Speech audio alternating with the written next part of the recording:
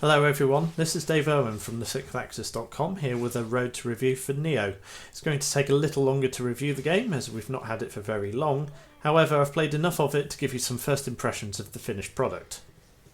If you've experienced the game during any of its early tests, or indeed if you've seen our previous coverage, you'll know that this is Team Ninja's take on the Souls-like genre.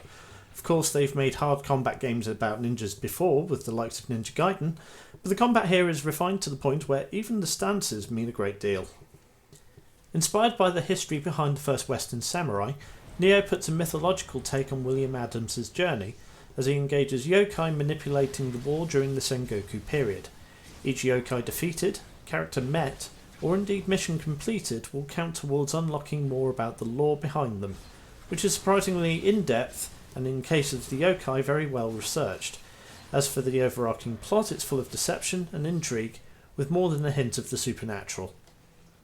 Going for a mission-based structure does hurt Nioh a bit, since Soulsborne games always have connected areas to make one big map, yet that does open the possibility of submissions and training sessions. Each one usually garners a significant reward, such as a decent blade, or a guardian spirit that imbues your character.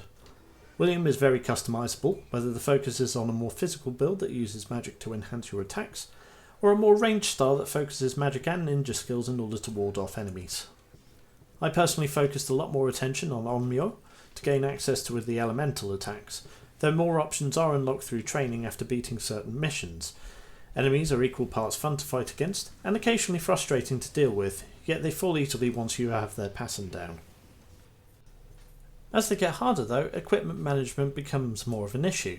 Thankfully, the blacksmith can not only forge weapons and armour, but also upgrade existing items, dismantle them for parts, or change attributes that may not work in your favour for potentially better ones.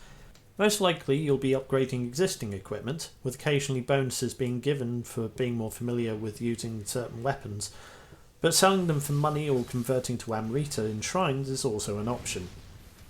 So far, while I've enjoyed the boss encounters, few have felt too challenging for the more experienced Souls player. In fact, I've so far had more trouble with 1 or 2 normal enemies, dying a dozen times to 1 Tengu, compared to the 3 or 4 that occurred with a previous boss battle. It's not that the bosses don't hurt, they really do, but generally there's one attack that either kills you outright or makes it impossible to escape upcoming blows.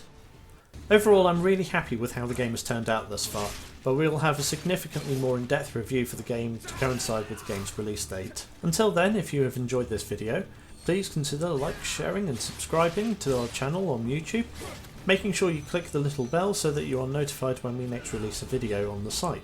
Until then, this is Dave Owen from the6axis.com, and thank you very much for watching.